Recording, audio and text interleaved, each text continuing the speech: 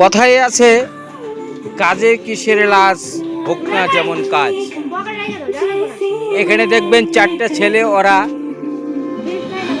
মাধ্যমিক টেস্টে এলাও হওয়ার পরে ওরা ভাবলো, আরে পাশের বাড়ির মেলা তুফানগঞ্জ নিউটাউন ক্লাবের পরিচালনায় ও ব্যবস্থাপনা শুরু হয়েছে শিল্প মেলা।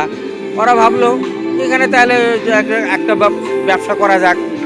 ওরা এই 4 জনে মিলে শুরু করেছে, মানে ফাস্টফুডের দোকান, চাউমিন, এগ রোল, পকোড়া এইসব নিয়ে শুরু করেছে 4 বন্ধু মিলে ব্যবসা। ওরা বলতেছে দেখা যাক কি করা যায়, যাই হোক ইনকাম হবে, প্রাইভেটের বেতন, স্কুলের ফিস এইসব দেবে।